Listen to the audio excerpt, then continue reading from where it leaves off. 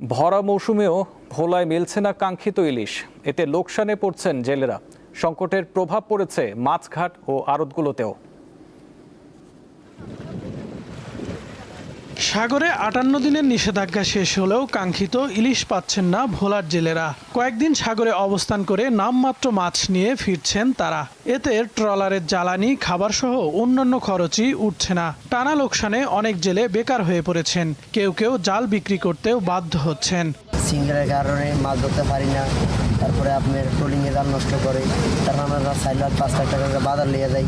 মা এবার কামড়া যায় 3 দিন থেকে মাথা 5টা মাছ দিয়েছি। সাগরে যাই লাহারের জন্য, সিঙ্গেলের জন্য, বাতাসের জন্য থাকতাম পারি না। মাছগুলো না খাওয়াতে আমরা কতদিন আর ফিশিং করি, এই কারণে আমরা আর লাল জল দিয়ে ফিশিং করে মাছ টাছ পাই না। মাছ নেই, আমরা যে 20 জন মানুষ যাই, আরও উত্তরোত্ত মাছ কোথায় নেই। সংকটের প্রভাব পড়েছে জেলার মাছ ঘাটগুলোতে। দৌলত খান, ইলিশা, তুলাতুলি, নাছির মাঝি ঘাট সহ অর্ধশতাধিক মাছ ঘাটে এখন নেই আগের কর্মচাঞ্চল্য।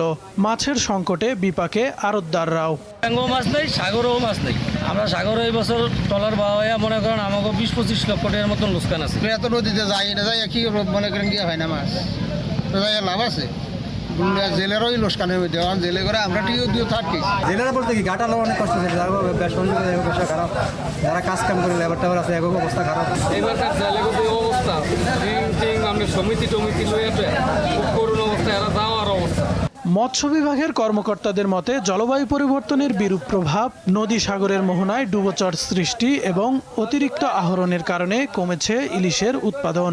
নদী এবং সাগরের মোহনার মধ্যে ডুবোচর সৃষ্টির কারণে এবং অধিক ফিশিংয়ের কারণেই মূলত এখন বর্তমানে নদী এবং সাগরে মাছের উৎপাদন একটু কমে গিয়েছে।